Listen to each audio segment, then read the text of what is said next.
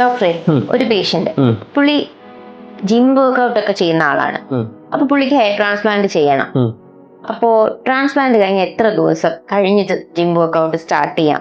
ഒരു important question ആണ് ശരിക്കും.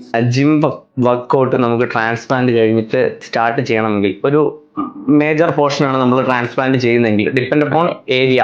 ഓക്കെ, നല്ലൊരു പോർഷനാണ് ഹെയർ നമ്മൾ ട്രാൻസ്പ്ലാന്റ് ചെയ്യുന്നതെങ്കിൽ ഒരു 3 മാസം കഴിഞ്ഞിട്ടേ പോകാൻ പറ്റത്തുള്ളൂ. 3 മാസം വരെയും പോകാൻ പറ്റില്ല ഉറപ്പായിട്ട്.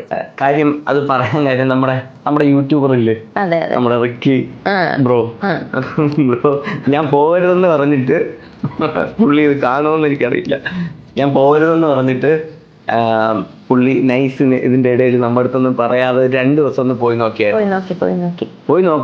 പോയി നോക്കിയാലേ അതറിയാവൂ. അതിൻ്റെതായിട്ടുള്ള കുറച്ച് ബുദ്ധിമുട്ടുകൾ ഉണ്ടാവും. ഒന്ന്, എല്ലാവരും യൂസ് ചെയ്യുന്ന പ്രതലമാണ്, നമ്മൾ വേർക്കും നന്നായിട്ട്. അപ്പോ ശരിക്കും അതൊന്ന് അവോയ്ഡ് ചെയ്യുക. സ്ട്രെയിൻ കൂടും. ഇതൊന്ന് പിടിച്ച് വരാനായിട്ടുള്ള ഒരു ടൈം കൊടുക്കുക. 3 മാസത്തേക്ക് പോവാതിരിക്കുക, അതാണ് ഏറ്റവും നല്ലത്.